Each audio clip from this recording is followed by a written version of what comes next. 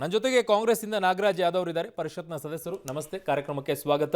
ಇನ್ನು ನಮ್ಮ ಜೊತೆಗೆ ಪೊಲಿಟಿಕಲ್ ಪ್ಯಾನಲಿಸ್ಟ್ ಆಗಿರುವಂತಹ ಶಂಕರ್ ಶೆಟ್ಟಿ ಸರ್ ಇದ್ದಾರೆ. ನಮಸ್ತೆ, ಕಾರ್ಯಕ್ರಮಕ್ಕೆ ಸ್ವಾಗತ ನಿಮಗೆ. ಇನ್ನು ಬಿಜೆಪಿಯಿಂದ ಛಲವಾದಿ ನಾರಾಯಣಸ್ವಾಮಿ ಇದ್ದಾರೆ, ವಿಧಾನ ಪರಿಷತ್ ಸದಸ್ಯರು. ನಮಸ್ತೆ, ಕಾರ್ಯಕ್ರಮಕ್ಕೆ ಸ್ವಾಗತ. JDS ಇಂದ ಗಂಗಾಧರ ಮೂರ್ತಿ ಅವರು ಇದ್ದಾರೆ, ಪ್ರಧಾನ ಕಾರ್ಯದರ್ಶಿಗಳು. ನಮಸ್ತೆ, ಕಾರ್ಯಕ್ರಮಕ್ಕೆ ಸ್ವಾಗತ. ಎಸ್, ಈಗ ಹೈಯೆಸ್ಟು BJP ಅವ್ರದ್ದೇ ಕ್ಯಾಂಡಿಡೇಟ್ ಇರೋದ್ರಿಂದ BJP ಅವ್ರನಿಂದನೇ ಆರಂಭ ಮಾಡೋಣ. ಮಾನ್ಯ ಛಲವಾದಿ ನಾರಾಯಣಸ್ವಾಮಿ ಅವರೇ, ನಾನು ಅಂದ್ಕೊಂಡೆ ನೀನು ನಮ್ಮಿಂದಲೇ ಪ್ರಾರಂಭ ಮಾಡಿ. 100%. ಯಾಕೆ ಇಷ್ಟೊಂದು ಅಭ್ಯರ್ಥಿಗಳು ನಿಮಗೆ 25 ಸೀಟ್ಗಳನ್ನು ಗೆದ್ದ ನಂತರ ನಿಮ್ಗೆ ಅಭ್ಯರ್ಥಿಗಳಿಲ್ಲ ಅನ್ನುವಂಥ ಪರಿಸ್ಥಿತಿ ಯಾಕೆ ಬಂತು ಅಂತ? ನಮಗೆ ಅಭ್ಯರ್ಥಿಗಳಿಲ್ಲ ಅಂತ ಎಲ್ಲಾದ್ರೂ ನಾವು ಹೇಳಿದ್ದೀವ? ನಾವೆಲ್ಲಾದರೂ ಎರವಲು ತಂದು ನಿಲ್ಲಿಸ್ತೀವಿ ಅಂತ ಹೇಳಿದ್ದೀವ? ಡಜನ್ಗಟ್ಟಲೆ ಅಭ್ಯರ್ಥಿಗಳಿದ್ದಾರೆ. 25 ಸೀಟು ನಾವು ಗೆದ್ದಾಗಲೂ ಕೂಡ ಯಾವ ಪರಿಸ್ಥಿತಿಯಲ್ಲಿ ನಮ್ಮ ಪಕ್ಷ ಇತ್ತು, ಇವತ್ತು ಹಾಗೇ ಇದೆ. ಅನೇಕರು ಅಭ್ಯರ್ಥಿಗಳು ನಮ್ಮಲ್ಲಿದ್ದಾರೆ. ಆದರೆ ನಾನು ಅಭ್ಯರ್ಥಿಗಳ ಹೆಸರುಗಳನ್ನು ನಾನು ಹೇಳಲಿಕ್ಕೆ ಸಾಧ್ಯ ಇಲ್ಲ. ಈಗ ನೀವು ಬಹಳಷ್ಟು ಇದನ್ನು ಹೇಳಿದ್ರಿ, ಚಿಕ್ಕಬಳ್ಳಾಪುರ ಯಾರಾಗ್ಬೋದು, ಅಲ್ಲಿ ಗೊಂದಲ ಇದೆ ಅಂತ. ಯಾವ ಗೊಂದಲವೂ ನಮ್ಮ ಪಕ್ಷದ ಒಳಗಡೆ ಇಲ್ಲ. ಓಕೆ, ಅವರಿಗೆ ಇದಾಗಿದೆ, ವಯಸ್ಸಾಗಿದೆ ಒಂದು. ಎರಡನೇದು, ಅವರು ಆಕ್ಟಿವ್ ಆಗು ಕೂಡ ನಮ್ಮ ಪಕ್ಷದಲ್ಲಿ ಇಲ್ಲ. ಸೊ ಈ ಕಾರಣದಿಂದ. ಆದರೆ ಬೇರೆ ನಮಗೆ ಕ್ಯಾಂಡಿಡೇಟ್ಗಳಿದ್ದಾರೆ. ಈಗ ನಾವು ಹೇಳಿರುವಂಥ 11 ಕ್ಷೇತ್ರಗಳಲ್ಲಿ ಬದಲಾವಣೆ ಅಂತೂ ಗ್ಯಾರಂಟಿ ಅಲ್ಲ. ಬದಲಾವಣೆ ಎಲ್ಲದರಲ್ಲೂ ಆಗತ್ತೆ ಅಂತ ನಾನು ಹೇಳೋಕ್ಕಾಗೋದಿಲ್ಲ. ಓಕೆ, ಅದೆಲ್ಲವೂ ಕೂಡ ಇನ್ನೂ ಪಕ್ಷದ ತೀರ್ಮಾನಕ್ಕೆ ಬಿಟ್ಟ ವಿಚಾರಗಳು. ಕ್ಯಾಂಡಿಡೇಟ್ಗಳ ಹೆಸರುಗಳನ್ನು ನಾನು ಯಾವುದನ್ನೂ ಹೇಳಲಿಕ್ಕಾಗೋದಿಲ್ಲ. ಯಾಕೆ ಅಂತಂದರೆ ತೀರ್ಮಾನ ನಮ್ಮ ಪಕ್ಷದಲ್ಲಿ ಇನ್ನೂ ಏನೂ ಆಗಿಲ್ಲ. ಸೊ ನೀವು ಯಾವ ರೀತಿ ಅನುಮಾನ ವ್ಯಕ್ತಪಡಿಸಿದ್ದೀರೋ ಇದು ಅದನ್ನು ಸ್ವಲ್ಪ ಮಟ್ಟಿಗೆ ನಾನು ಒಪ್ಪಬಹುದು. ಯಾಕಂತಂದರೆ ಮಾನ್ಯ ಪ್ರಸಾದ್ ಅವರು, ಶ್ರೀನಿವಾಸ್ ಪ್ರಸಾದ್ ಅವರು ಚಾಮರಾಜನಗರ ಅವ್ರು ಹೇಳಿದ್ದಾರೆ, ನಾನು ನಿಲ್ಲೋದಿಲ್ಲ ಅಂತ ಹೇಳಿದ್ದಾರೆ ಅವರು. ಹೌದು. ಆಮೇಲೆ ಅವ್ರಿಗೂ ಕೂಡ ವಯಸ್ಸಿನ ವಿಚಾರ ಇದೆ, ಅದರಿಂದ ಆರೋಗ್ಯ ಸಮಸ್ಯೆನೂ ಇದೆ. ಅದರಿಂದಾಗಿ ಅವ್ರು ಹೇಳಿರೋದು ಸರಿ ಇದೆ. ಆದರೆ ಕ್ಯಾಂಡಿಡೇಟ್ ಇಲ್ಲ ಅನ್ನೋದು ಪ್ರಶ್ನೆನೇ ಇಲ್ಲ ನಮ್ಮಲ್ಲಿ. ನಾವು ಅವ್ರನ್ನ ಸಂತೈಸಿ ನಾವು ಜೊತೆಯಲ್ಲಿ ಎಲ್ಲರನ್ನೂ ಸರಿಯಾಗಿ ಇಟ್ಕೊಳ್ಬೇಕಲ್ಲ, ಇದೇ ನಮಗಿರೋ ಪ್ರಶ್ನೆ. ಯಾಕಂತಂದರೆ ಒಬ್ಬರು ಇಬ್ಬರು ಕ್ಯಾಂಡಿಡೇಟ್ ಇದ್ದಾಗ ಪರವಾಗಿಲ್ಲ, ನಮಗೆ ಸುಮಾರು ಹೆಚ್ಚು ಕ್ಯಾಂಡಿಡೇಟ್ಗಳಾಗ್ಬಿಟ್ಟಾಗ ಅವರೆಲ್ಲರನ್ನು ಸಮಜಾಯಿಸಿ ಮಾಡೋದಿದೆಯಲ್ಲ, ಅದೇ ನಮಗಿರ್ತಕ್ಕಂಥ ಜೊತೆಗೆ JDSಗೂ ಕೊಡಬೇಕಲ್ಲ ಒಂದಿಷ್ಟು ಕ್ಷೇತ್ರ. ಹೌದು. ಈಗ ಅವರು NDA ಭಾಗವಾಗಿರೋದ್ರಿಂದ ಅವರನ್ನು ಕೂಡ ನಾವು ಒಪ್ಪಿದ್ದೇವೆ, ನಮ್ಮ ಪಕ್ಷದಲ್ಲಿ ನಾವು ಇದು ಒಪ್ಕೊಂಡಿದ್ದೀವಿ. ಅದರಿಂದಾಗಿ ಅದನ್ನು ಕೂಡ ತೀರ್ಮಾನ ನಮ್ಮ ಪಕ್ಷ ತೀರ್ಮಾನ ಮಾಡ್ತದೆ ಅವ್ರಿಗೆ ಯಾವುದನ್ನು ಕೊಡಬೇಕು ಅನ್ನೋದು. ಒಟ್ಟಿಗೆ ಗೌರವದಿಂದ ಈ ಒಂದು ಏನು ಅಲಿಯನ್ಸ್ ಅನ್ನೋದಿದೆಯಾ, ಅದನ್ನು ಗೌರವದಿಂದ ನಾವು ಕೂಡ ಅವರು ಕೂಡ ಅದನ್ನು ಕಾಪಾಡಿಕೊಳ್ಬೇಕು ದೇಶದ ಹಿತದೃಷ್ಟಿಯಿಂದ. ಓಕೆ, ವಯಸ್ಸಿನ ಫ್ಯಾಕ್ಟರ್ ಅಂತೂ ಇದ್ದೇ ಇರುತ್ತೆ. ನಾವು ಅವ್ರಿಗೆ ನೀವು ಹೆಂಗಿರ್ಬೇಕು ಅಂತ ನಾವು ಅವ್ರಿಗೆ ಹೇಳೋಕ್ಕಾಗೋದಿಲ್ಲ. ಅಲ್ಲ, ಆದ್ರೆ ನಮ್ಮಲ್ಲಿದೆ. JDSನವ್ರಿಗೆ ಕೇಳಿದ್ ನಾನು ನಿಮ್ಮಲ್ಲಿ ಕೇಳಿದೆ.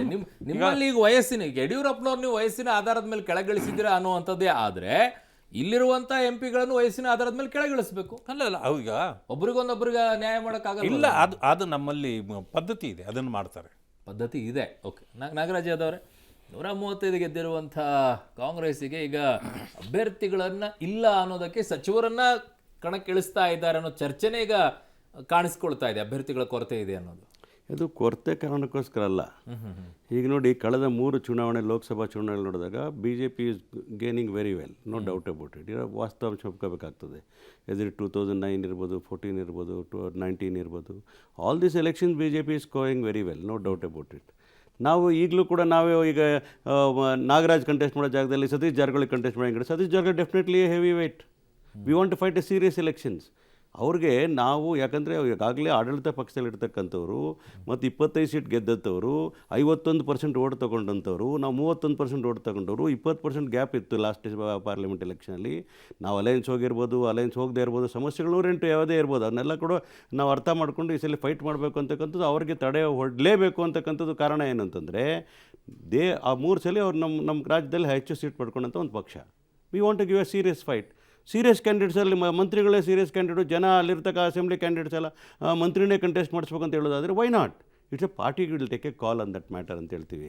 ಆದರೆ ಒಂದು ಮಾತು ತಿಳ್ಕೊಳ್ಬೋದು, ಕಾಂಗ್ರೆಸ್ಸಲ್ಲಿ ಯಾರನ್ನೋ ಒಂದು ಸ್ವಲ್ಪ ಲೈಟಾಗಿ ಹಾಕ್ಕೊಳ್ತಾರೆ ಎಲೆಕ್ಷನ್ನು, ನಮ್ಮ ಅಸೆಂಬ್ಲಿ ಎಲೆಕ್ಷನ್ ಗೆದ್ದಿದ್ದೀವಿ, ಅದೇ ಮೇಲೆ ಗೆಲ್ತೀವಿ ಅಂತಕ್ಕಂಥ ವಿಚಾರದಲ್ಲಿ ಇಲ್ಲವೇ ಇಲ್ಲ. Assembly elections are different, parliament election different. ಮೊದಲು ನಾವು ಗೆದ್ದಿರೋದು ಕೇವಲ ಸೆಮಿಫೈನಲ್ಸ್ ಮಾತ್ರ. ಇದು ನಿಜವಾದ ಫೈನಲ್ಸ್ ಅಂತ ನಾವು ತೀರ್ಮಾನ ಮಾಡಿರ್ತಕ್ಕಂಥ. We are taking this game more serious than assembly election ಅಂತ ಹೇಳ್ತೀವಿ. ಅವ್ರನ್ನ ಡಿಫೀಟ್ ಮಾಡಲಿಕ್ಕೆ ಯೋಚನೆ ಮಾಡಿದ್ದೀವಿ. ಅದಕ್ಕೆ ಮಂತ್ರಿಗಳನ್ನು ಕಂಟೆಸ್ಟ್ ಮಾಡಿಸ್ಬೋದು, ಇಲ್ಲ ಮಂತ್ರಿಗಳು ಹೇಳ್ತಕ್ಕಂಥ ಕ್ಯಾಂಡಿಡೇಟ್ನ ಕಂಟೆಸ್ಟ್ ಮಾಡಿಸ್ಬೋದು. ಆದರೆ ಕ್ಯಾಂಡಿಡೇಟ್ಗಳು ಕೊರತೆ ಅಂತೂ ಇಲ್ಲ. ಯಾಕೆ ನಾವು ತಡ ಮಾಡ್ತಾ ಇರ್ತಕ್ಕಂಥದ್ದು ಅನೌನ್ಸ್ ಮಾಡಲಿಕ್ಕೆ ಅನ್ನೋದಾದರೆ, we want to see that ಅವರ ಕ್ಯಾಂಡಿಡೇಟ್ಸ್ ನೋಡ್ಕೋಬೇಕು, JDS ಅಲಯನ್ಸ್ ಮಾಡಿಕೊಂಡಿರೋ ಸಂದರ್ಭದಲ್ಲಿ ಅವರ ಕ್ಯಾಂಡಿಡೇಟ್ಸ್ ನೋಡ್ಕೋಬೇಕು. ಸೊ ಸಾಮಾಜಿಕ ನ್ಯಾಯದ ಅಡಿಯಲ್ಲಿ ಮತ್ತು ಎಲೆಕ್ಷನ್ ಸ್ಟ್ರಾಟಜಿ ಏನು ಮಾಡಬೇಕು ಆ ಮುಂದಿನ ದಿನಗಳು ಮಾಡ್ತೇವೆ. ಕ್ಯಾಂಡಿಡೇಟ್ ಕೊರತೆ ಅಂತೂ ಖಂಡಿತವಾಗ್ಲೂ ಇಲ್ಲ. ಮಂತ್ರಿಗಳನ್ನ ಕಂಟೆಸ್ಟ್ ಮಾಡ್ತೀವಿ ಅಂತ ಹೇಳಿದ್ರೆ ತಪ್ಪೇನಿಲ್ಲ. ಕೇಂದ್ರ ಸರ್ಕಾರ ಏನು ಮಾಡಿದೆ, ಮಧ್ಯಪ್ರದೇಶದಲ್ಲಿ ಕ್ಯಾಬಿನೆಟ್ ಸಚಿವರೆಲ್ಲ ಯೂನಿಯನ್ ಗವರ್ಮೆಂಟ್ ಮಿನಿಸ್ಟರ್ಸ್ನೆಲ್ಲ ತಗೊಂಡು ಅಸೆಂಬ್ಲಿ ನಿಲ್ಲಿಸಿದ್ದಾರೆ, ಅವರ ಸ್ಪೀಕರ್ಗಳು ಮಾಡಿದ್ದಾರೆ, ಮಂತ್ರಿಗಳು ಮಾಡಲಿಕ್ಕೆ ಹೊರಟಿದ್ದಾರೆ. ಇದೆಲ್ಲವೂ ನೋಡಿ, it is A part and parcel of their political strategy. Why should we stop them? ಅದೇ ರೀತಿ ಅದು ನಮಗೂ ಅನ್ವಯಿಸ್ತದೆ ಅಂತ ನಾನು ಭಾವಿಸ್ಕೊಂಡಿದ್ದೀನಿ. ಬಟ್ ಮಂತ್ರಿಗಳನ್ನ ಕಂಟೆಸ್ಟ್ ಮಾಡಬೇಕು ಅಂತೇಳಿ ಹೈಕಮಾಂಡ್ ತೀರ್ಮಾನ ಮಾಡಿದ್ರೆ ಮಂತ್ರಿಗಳು ಕಂಟೆಸ್ಟ್ ಮಾಡ್ತಾರೆ. ಮಂತ್ರಿಗಳು ಹೇಳಿದವ್ರನ್ನ ಕ್ಯಾಂಡಿಡೇಟ್ ಕೊಟ್ಟು ನಾನು ಗೆಲ್ಸ್ಕೊ ಬರ್ತೀನಿ ಹೇಳೋದು ಹೈಕಮಾಂಡ್ ಒಪ್ಕೊಳ್ಳೋದಾದರೆ ಅದಕ್ಕೂ ನಾವು ಸ್ವಾಗತ ಮಾಡ್ಲಿಕ್ಕೆ ರೆಡಿ ಇದ್ದೇವೆ. ಕ್ಯಾಂಡಿಡೇಟ್ಸ್ಗಳಂತೂ ಕೊರತೆ ಇಲ್ಲವೇ ಇಲ್ಲ. ಆದರೆ ಒಂದು ಹೇಳ್ತಾ ಇದ್ದೀನಿ ನಿಮ್ಮ ಟಿ ವಿಯಲ್ಲಿ, ನಾವು ಗೆದ್ದಿರೋದು 136 ಸೀಟುಗಳು, ಒನ್ಲಿ ಫೈನಲ್ಸ್ ಇಸ್ ನಾವು we are ready for the game. Okay, Gangadhara Murthy ಅವರೇ, ನಿಮ್ಮ ಮೈತ್ರಿಯಲ್ಲಿ ಎಷ್ಟು ಕ್ಷೇತ್ರಗಳು ಅನ್ನೋದು ಇನ್ನೂ ಫೈನಲ್ ಆಗ್ತಾ ಇಲ್ಲ. ಅದು ಕ್ಲಾರಿಟಿ ಹೇಳಿಬಿಟ್ರೆ ಆಮೇಲೆ ಅಭ್ಯರ್ಥಿಗಳ ವಿಚಾರದಲ್ಲಿ ಮಾತಾಡ್ಬೋದು. ಆಗತ್ತೆ. ಈಗ ಚುನಾವಣೆ ಇನ್ನೂ 4-5 ಅಲ್ಲ, ಯಾವುದು ಅಂತ ಹೇಳ್ಬಿಟ್ಟು ನಂಬರ್ಸ್ಗಳು ಎಷ್ಟು ಅಂತ ಅದ್ರ ನಿಮಿಷ. ಅದೇ ಚುನಾವಣೆ ಇನ್ನೂ 4-5 ತಿಂಗಳುಗಳಿದ್ದಾವೆ. ಈ ಕಳೆದ ಬಾರಿ ನಾವು 3 ತಿಂಗಳು ಅಲ್ಲ, ಕಳೆದ ಬಾರಿ ನಾವು ಕಾಂಗ್ರೆಸ್ ಜೊತೆ ರಾತ್ರೋರಾತ್ರಿ ಮೈತ್ರಿ ಮಾಡ್ಕೊಂಡಿದ್ದ ಪರಿಣಾಮವನ್ನು ಅನುಭವಿಸಿದ್ದೇವೆ. ಹಾಗಾಗಿ ಈಗ ಮೋದಿಯವರು, ಪ್ರಧಾನಮಂತ್ರಿಗಳಾದಂಥ ಮೋದಿಯವರು ಮತ್ತು ನಮ್ಮ ರಾಷ್ಟ್ರೀಯ ಅಧ್ಯಕ್ಷರಾದ ದೇವೇಗೌಡರು ಸಮಗ್ರವಾಗಿ ಚರ್ಚೆ ಮಾಡಿ ಯಾವ್ಯಾವ ಭಾಗದಲ್ಲಿ ಯಾರ್ಯಾರನ್ನ ನಿಲ್ಲಿಸಬೇಕು, ಯಾರನ್ನ ಗೆಲ್ಲಿಸಬೇಕು ಅನ್ನೋ ವಿಚಾರವಾಗಿ ಚರ್ಚೆ ಆಗ್ತಾಯಿದೆ. ಅದರ ಮಟ್ಟಕ್ಕೆ ಯೋಚನೆ ಮಾಡಿದೆ. ಒಂದಂತೂ ಸತ್ಯ, JDS ಮತ್ತು BJP ಕರ್ನಾಟಕದಲ್ಲಿ 28ಕ್ಕೆ 28 ಕ್ಷೇತ್ರಗಳನ್ನು ಕಾಂಗ್ರೆಸ್ಸಿಗೆ ಸೋಲಿಸಬೇಕು ಅನ್ನೋದೇ ಒಂದು ಗುರಿ. 28ಕ್ಕೆ 28 ಇರೋದೇ ಗುರಿ. ಅವ್ರು ನೋಡಿದ್ರೆ ಫೈನಲ್ ಅದೇ ಅಂತಿದ್ದಾರೆ. ಮತ್ತೆ ಫೈನಲಲ್ಲೇ ತಾನೇ ಸೋಲೋದು. ಎಲ್ಲ ಮ್ಯಾಚು ಗೆದ್ದು ಫೈನಲಲ್ಲಿ ಸೋತಿರೋ ಉದಾಹರಣೆ ಇಲ್ವಾ ಈ ದೇಶದಲ್ಲಿ? ಇದೆಯಾ ಇಲ್ವಾ? ಸೆಮಿಫೈನಲಲ್ಲಿ ವಿಜೃಂಭಣೆಯಿಂದ ಗೆದ್ದು ಸೋತಿದ್ದಿಲ್ವಾ? ಈ ಕಳೆದ ಬಾರಿ ಚುನಾವಣೆಯಲ್ಲಿ, ಅಸೆಂಬ್ಲಿ ಚುನಾವಣೆಯಲ್ಲಿ JDS ಕಾಂಗ್ರೆಸ್ ಮೈತ್ರಿ ಇತ್ತು. ಈಗ ನಾವು ಸ್ವಲ್ಪ ಪರ್ಸೆಂಟೇಜ್ ಕ್ಯಾಲ್ಕುಲೇಷನ್ ಹೇಳ್ತಾ ಇದ್ರು ನಾಗರಾಜ, 51% ನಾವಿದ್ವಿ, ಅಲ್ಲ ಅವರು BJP ಅವರಿದ್ದು 31 ನಾವಿದ್ವಿ, ಪಾರ್ಲಿಮೆಂಟಲ್ಲಿ ಗೆಲ್ಲಕ್ಕಾಗಲಿಲ್ಲ ಅಂದರು. ಪಾರ್ಲಿಮೆಂಟಲ್ಲಿ ನಿಮ್ಮ ಜೊತೆ 22% ಇರೋ JDS ಇತ್ತು. 31-22 ಆದರೆ 53 ಆಗುತ್ತೆ. ಇವರು 51, ಯಾರು ಗೆಲ್ಲಬೇಕು? ಅರುಣ್ ಸರ್, ಅದಂಗಾಗಲ್ಲ. 2+2=4 ಪಾಲಿಟಿಕ್ಸ್ ಅಲ್ಲಿ ಆಗಲ್ಲ ಅರುಣ್ ಸರ್. ಆಮೇಲೆ ಡಿಬೇಟಿಗೆ ಕೊಡ್ತೀನಿ. ಅಬ್ಜೆಕ್ಷನ್ ಮಾಡ್ತಾ ಇಲ್ಲ ನಾನು. ಪಾಲಿಟಿಕ್ಸ್ ಮ್ಯಾಥಮೆಟಿಕ್ಸ್ ತರ ಅಲ್ಲ ಅದು. ಅಂಡರ್ಸ್ಟ್ಯಾಂಡ್. ಪಾಲಿಟಿಕ್ಸ್ 51 ಬಂದ್ರೆ ಪಾಸು, 45 ಬಂದ್ರೆ ಫೇಲು. ಒಂದೇ ಒಂದು ಮ್ಯಾಥಮೆಟಿಕ್ಸ್ ಹೇಳಿದ್ದು ನಾನಾ ಅವರ ನಮ್ಮ ಪರ್ಸೆಂಟ್, ನಾವು ನಮ್ಮ ಇಂಡಿಯನ್ ನ್ಯಾಷನಲ್ ಕಾಂಗ್ರೆಸ್ ನಾನು JDS ಬಗ್ಗೆ ಮಾತಾಡ್ಲೇ ಇಲ್ಲ. ನಿಮ್ಮ ವೋಟ್ ನಿಮ್ಮ ಹತ್ರ ಸೇರ್ಕೊಂಡು ಬಿದ್ದೋಗಿದೆ. ನಾನು ಹೇಳ್ತಾ ಇರ್ತಕ್ಕಂಥದ್ದು 31% ಇಂಡಿಯನ್ ನ್ಯಾಷನಲ್ ಕಾಂಗ್ರೆಸ್, 50 ಅವ್ರು ಬಂದು ಅವರ ಲೆಕ್ಕಕ್ಕೆ ಇಟ್ಟಿರಲಿಲ್ಲ.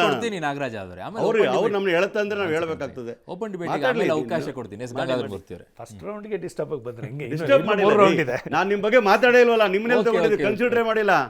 ನಾವು ದುರಂತ ನಿಮ್ ಜೊತೆ ಹೋಗಿದ್ವಿ, ಸೋತಿದ್ವಿ ಅನ್ನೋ ಕಾರಣಕ್ಕೆ ನಿಮ್ಗೆ ಲೆಕ್ಕಕ್ಕೆ ತಗೊಂಡಿಲ್ಲ. ನೀವ್ ಯಾಕೆ ಸೇರಿಸ್ತೀರ ನಮ್ಮ ಜೊತೆಲಿ? ನಿಮ್ ಓಟಿಂದ ನಮ್ಮ ಮೈನಸ್ ಆಗಿರುತ್ತೆ 20% ಅಂತ ತಿಳ್ಕೋಬೇಕಾಗ್ತದೆ. ರಾಹುಲ್ ಗಾಂಧಿ ಅವರು ದೇವೇಗೌಡರು ಕೂತು, ಸೋನಿಯಾ ಗಾಂಧಿ ಅವರು ದೇವೇಗೌಡರು ಕೂತು ಮ್ಯಾಥಮೆಟಿಕ್ಸ್ ಮಾಡಿದ್ರು ಅಂತ ಇವ್ರ ಅಭಿಪ್ರಾಯ. ಕರ್ನಾಟಕದಲ್ಲಿ ಸಿದ್ದರಾಮಯ್ಯ ಮತ್ತೊಬ್ಬರು ಎಲ್ಲ ಈ ಟೀಮ್ ಎಲ್ಲ ಕೂತ್ಕೊಂಡು ಸೋಷಿಯಲ್ ಇಂಜಿನಿಯರಿಂಗ್ ಮಾಡಿದ್ರು, ಕೆಮಿಸ್ಟ್ರಿ ಮಾಡಿದ್ರು. ಕೆಮಿಸ್ಟ್ರಿ ಮಾಡಿದ್ದು ಮೊದಲನೇ ರೌಂಡ್ ಅಲ್ಲಾದ್ರೂ ಒಬ್ಬೊಬ್ರು ಒಂದೇ ಮಾತಾಡಿ, ಆಮೇಲೆ ಎರಡನೇ ರೌಂಡ್ ಅಲ್ಲಿ ಬರೋಣ. ಕೆಮಿಸ್ಟ್ರಿ ಮಾಡಿದ್ದು JDS ಪದನೇ ಹೇಳಿರಲಿಲ್ಲಪ್ಪ. ಕಾಂಗ್ರೆಸ್ ಕೆಮಿಸ್ಟ್ರಿ ಮಾಡಿದ್ದು ಮೊನ್ನೆ ಸಿದ್ದರಾಮಯ್ಯನವರು ಒಂದು ಟೀಮು. ರಾಹುಲ್ ಗಾಂಧಿ, ದೇವೇಗೌಡರು, ಸೋನಿಯಾ ಗಾಂಧಿ, ಕುಮಾರಸ್ವಾಮಿ ಅವ್ರ ವಿರುದ್ಧ ಮಾಡಿದಂಥ ಒಂದು ಸೋಷಿಯಲ್ ಇಂಜಿನಿಯರಿಂಗು ಮತ್ತು ಕೆಮಿಸ್ಟ್ರಿನಲ್ಲಿ ನಾವು ಫೇಲ್ಯೂರ್ ಆದ್ವಿ. ಜನನೂ ಕೂಡ ಉತ್ತರ ಕೊಟ್ಟರು. 53 ಇರೋರು ಗೆಲ್ಲಕ್ಕಾಗಲ್ಲ, 51 ಇರೋರು 25 ಗೆದ್ಕೊಂಡ್ರು, ಖುಷಿಪಟ್ಟರು. ಅದೇ ರೀತಿ ಆ ತಪ್ಪುಗಳನ್ನು ಮತ್ತೆ ಮಾಡಬಾರ್ದು ಅಂತ ಹೇಳಿ ಪ್ರಧಾನಮಂತ್ರಿಗಳಾದಂಥ ಮೋದಿಯವರು, ಅಮಿತ್ ಶಾ ಅವರು, ದೇವೇಗೌಡರು ಮತ್ತು ಕುಮಾರಸ್ವಾಮಿಯವರು ಸುದೀರ್ಘವಾದ ಚರ್ಚೆಗಳು ಮಾಡಿ ಎಲ್ಲ ಹಂತದಲ್ಲೂ ಕೆಳಮಟ್ಟದಿಂದ ಹಿಡಿದು ಪಾರ್ಲಿಮೆಂಟ್ವರೆಗೂ, ಗ್ರಾಮ ಪಂಚಾಯಿತಿಯಿಂದ ಹಿಡಿದು ಪಾರ್ಲಿಮೆಂಟ್ವರೆಗೂ ಎಲ್ಲ BJP and JDS workers coordination ಆಗಿ ಒಟ್ಟಾಗಿ ಒಗ್ಗಟ್ಟಾಗಿ ಕಾಂಗ್ರೆಸ್ಸನ್ನು ಸೋಲ್ಸೋದೇ ನಮ್ಮ ಗುರಿ. ಅಭ್ಯರ್ಥಿಗಳು ಇಂಪಾರ್ಟೆಂಟ್ ಅಲ್ಲ ಇಲ್ಲಿ. ನಮಗೆ ಎಷ್ಟು ಕೊಟ್ಟರು, ಇವ್ರಿಗೆ ಎಷ್ಟು ಕೊಟ್ಟರು ಅನ್ನೋದು ಇಂಪಾರ್ಟೆಂಟ್ ಅಲ್ಲ. ನಾವು ಯಾವ ಕ್ಷೇತ್ರ ತೊಗೊಂಡ್ವಿ, ಅವ್ರಿಗೆ ಯಾವ ಕ್ಷೇತ್ರ ಬಿಟ್ಕೊಟ್ವಿ ಅನ್ನೋದೆಲ್ಲ ಇಂಪಾರ್ಟೆಂಟ್. ನಾನು ಇಂಟರ್ಫಿಯರ್ ಆಗ್ಬೋದಾ? ಒಂದು ನಿಮಿಷ ದಯವಿಟ್ಟು. ಇವಾಗಲೇ ಹೇಳ್ತಾ ಇದ್ದೆ, ಸಿದ್ದರಾಮಯ್ಯನವರು ಸೋಷಿಯಲ್ ಇಂಜಿನಿಯರಿಂಗ್ ಇಂದ ನಾವು ಕಳ್ಕೊಳ್ಬೇಕಾಯ್ತು, ಕೆಮಿಸ್ಟ್ರಿಯಿಂದ. ಫೈನ್. ಹಾಗಿದ್ದಾಗ ಮೋದಿ ಅವ್ರನ್ನ ನೋಡಿ ಜನ ಓಟ್ ಹಾಕಲಿಲ್ಲ, ಸಿದ್ದರಾಮಯ್ಯವ್ರಿಗೆ BJP ಅವ್ರು ಕ್ರೆಡಿಟ್ ಕೊಡಬೇಕಾಗಿದ್ದಾಗ ಸಿದ್ದರಾಮಯ್ಯರಿಂದ ಇವರು 25 ಸೀಟ್ಗಳನ್ನ ಗೆದ್ದಿದ್ದಾಯ್ತಲ್ಲ. ಅಲ್ಲ, ಅದನ್ನೇ ನಾನು ಹೇಳಕ್ ಬಂದೆ ಕೇಳಿ. BJP ಕೂಡ ಅವತ್ತು ಅನ್ಕೊಂಡಿದ್ದು 20 ಆಸುಪಾಸಲ್ಲಿ ಇರ್ತೀವಿ ಅಂತ. ಯಾಕೆಂದ್ರೆ ಅವ್ರು 20 ಮೇಲೆ ಗೆದ್ದೇ ಇರಲಿಲ್ಲ ಓಕೆ, ಕಳೆದ 3-4 MP ಚುನಾವಣೆ. ಹೌದು, ಅವ್ರಿಗೊಂದು ದೊಡ್ಡ ಭಯ ಶುರುವಾಗಿತ್ತು, ಏನೋ ಕಾಂಗ್ರೆಸ್ JDS ಒಂದಾಗಿ ರೂಲಿಂಗ್ ಗೌರ್ಮೆಂಟ್ ಬೇರೆ ಇದೆ, ನಾವೆಷ್ಟು ಗೆಲ್ಲಕ್ಕೆ ಸಾಧ್ಯ ಅಂತ. ಅದರಲ್ಲಿ ಮಾನ್ಯ ಪರ್ಮಿಷನ್ ಇಂಟರ್ವ್ಯೂ ನೀವು ಕೇಳ ಅವ್ರ ತರ ಪರ್ಮಿಷನ್ ಕೇಳ್ತೀನಪ್ಪ, ಎಲ್ರಿಗೂ ಕೊಟ್ಬಿಡ್ತೀನಿ, ನೀವೇ ಮಾತಾಡಿ, ಕೂತಿರ್ತೀನಿ ನಾನು. ನಾನು ಕೇಳಿ ಎಲ್ರಿಗೂ ಫಸ್ಟ್ ರೌಂಡ್ ಕೊಟ್ಬಿಟ್ರು ಅವರು.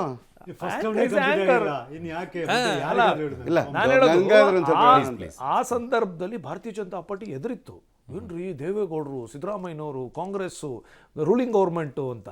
ಆದರೆ ಈ ಕೆಮಿಸ್ಟ್ರಿ ಅಷ್ಟೊಂದು ವರ್ಕೌಟ್ ಆಗತ್ತೆ ಅಂತ ನಮ್ಗೆ ಹೆಂಗೆ ಗೊತ್ತು? ಒಳಗೆ ವರ್ಕೌಟ್ ಆಗ್ಬಿಡ್ತು ಸಾಲಿಡ್ ಆಗಿ, ಕಾಣದಂಗೆ ನೋಡ್ದಂಗೆ. ಇದ್ರ ಪರಿಣಾಮ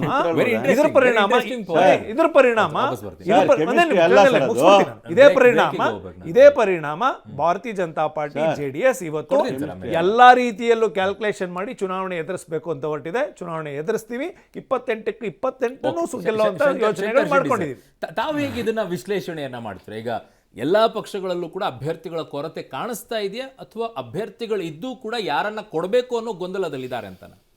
ಫಸ್ಟ್ ಆಫ್ ಆಲ್ ಈಗ ಇವರು ಫೈನಲ್ ಅಂತ ಕ್ರಿಕೆಟ್ ಮ್ಯಾನ್ ಏನು ಬರ್ತದೆ ಆ್ಯಕ್ಚುಲಿ ಕ್ರಿಕೆಟ್ ಮ್ಯಾಚ್. ಯಾಕೆ ಇವ್ರು ಹೇಳ್ತಾರೆ ಕರ್ನಾಟಕ ಎಲೆಕ್ಷನ್ ಸೆಮಿಫೈನಲ್ ಹೇಳ್ತಾರೆ, ಅವ್ರು ಹೇಳ್ತಾರೆ ಫೈನಲ್ ಲೋಕಸಭೆ ಕಡೆ ಫೈನಲ್ಗೆ ಲೋಕಸಭಾ, ಅದಕ್ಕೆ ಸೆಮಿಫೈನಲ್ ಆಯ್ತು ರಿಸಲ್ಟ್ ಬಂದೆ. ಅವ್ರು ಹೇಳ್ತಾರೆ ನಮ್ಮ ನಾರಾಯಣಸ್ವಾಮಿ ಅವ್ರು ಹೇಳ್ತಾರೆ ಇಲ್ಲ 3 ರಾಜ್ಯಗಳಲ್ಲಿ ಇದಾಗಿದೆಲ್ಲ ಅದ್ರ ಸೆಮಿಫೈನಲ್ ಅಂತ ಹೇಳ್ತಾರೆ. ಸೊ ಸೆಮಿಫೈನಲ್ ಯಾವ್ದು ಗೊತ್ತು, ಬಟ್ ಸೆಮಿಫೈನಲ್ ಗೆದ್ದಲ್ಲಿ ಫೈನಲ್ ಗೆಲ್ಬೇಕು. ಯಾಕಂದ್ರೆ ನೋಡಿದೆವು ನಾವೆಲ್ಲ ಕ್ರಿಕೆಟ್ ಬರ್ತೇನೆ ಈಗ ಕ್ರಿಕೆಟಿಗೆ ಬರ್ತೇನೆ. ಕ್ರಿಕೆಟಲ್ಲಿ ಎಲ್ಲ ಮ್ಯಾಚ್ಗಳು ನಿಮ್ಮದು first round, second round, third round, quarter final, semifinal ಗೆದ್ದು ಫೈನಲ್ ಸೋತ್ಬಿಟ್ಟೆ. ಮೊನ್ನೆ ಸೋತೆ, ಅದಕ್ಕೆ ವರ್ಲ್ಡ್ ಕಪ್ ನಾವು ಗೆಲ್ತೇವೆ ಅದು ಹೇಳಿ ಯಾರು ಸೆಮಿಫೈನಲ್ ಫೈನಲ್. ಇನ್ನೇನು ಅಭ್ಯರ್ಥಿ ಕೊರತೆ ಬಂದರೆ ಬಹುಶಃ ಈ ಸಲ ಅಭ್ಯರ್ಥಿ ಕೊರತೆ ಕಾಣಲಿಕ್ಕಿಲ್ಲ. ನಲ್ಲಿ ನೀವು ಯಾಕೆ ಗೊತ್ತಾ, ಪಾರ್ಲಿಮೆಂಟ್ ಎಲೆಕ್ಷನ್ ಅಷ್ಟು ಅಭ್ಯರ್ಥಿ ಇಂಪಾರ್ಟೆನ್ಸ್ ಇಲ್ಲ.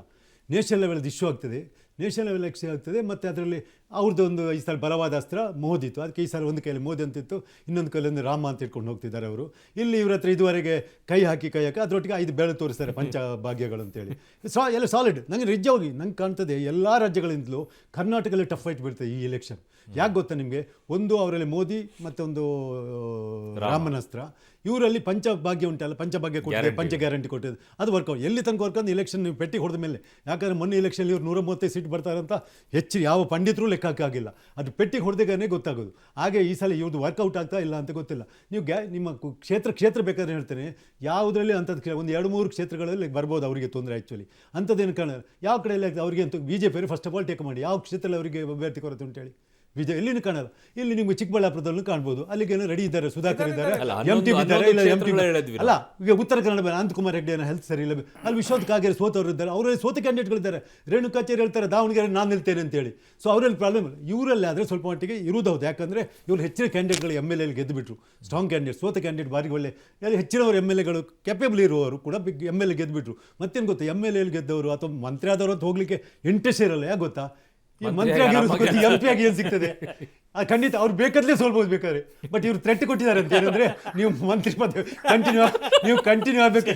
ಸತ್ಯ ಹೇಳ್ತೇನೆ, ಮಂತ್ರಿಯಾಗಿ ಬಿಟ್ರೆ ಖಂಡಿತವಾಗ್ಲೂ ಸೋಲಿಕ್ಕೆ. ನಾವು ಇದನ್ನೇ ಡಿಸ್ಕಸ್ ಮಾಡ್ತೀವಿ. ಅಲ್ಲ, ಇಲ್ಲಿ ಕೇಳಿ ನಾನು ಹೇಳ್ತೇನೆ, ಮಂತ್ರಿಯಾಗಿ ಹೋದ್ರೆ ಯಾರು ಹೋಗುದಿಲ್ಲ. ಎಲ್ಲೇ ನಿಮ್ಮ ಪಾರ್ಟಿ ಅಂತಾರೆ, ಯಾವ ಪಾರ್ಟಿ ಅಲ್ಲ ಅಷ್ಟೇ. ಯಾಕಂದ್ರೆ ಕಮ ಇರುವುದು ಇಲ್ಲಿ ಸ್ಟೇಟ್ ಅಲ್ಲಿ, ಸೆಂಟ್ರಲ್ ಇಂಟ್ರೆಸ್ಟಿಂಗ್ ಪಾಯಿಂಟ್. ಇದನ್ನ ನಿನ್ನೆ ಈ ಸುದ್ದಿ ಬಂದಾಗ ಬಹಳ ಇಂಟ್ರೆಸ್ಟಿಂಗ್ ಆಗಿ ಕಾಣಿಸ್ಕೊಳ್ತಾ ಇತ್ತು.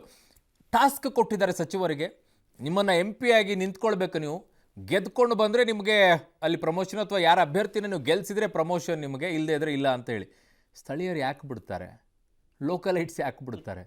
ಅವ್ರನ್ನ ಸೋಲಿಸೇ ಬಿಡ್ತಾರೆ. ಸೋಲಿಸಿದ್ರೆ ಅವ್ರಿಗೊಂದು ಅವಕಾಶ ಸಿಗುತ್ತೆ ಮಂತ್ರಿ ಸ್ಥಾನ, ಒಳಗೊಳಗೇನೆ ನಡಿಬೋದು ಅಂತ ಹೇಳಿ ಶಂಕರ್ ಶೆಟ್ಟಿ ಅವರು ಅದನ್ನೇ ವಿಶ್ಲೇಷಣೆ ಮಾಡ್ತಾರೆ.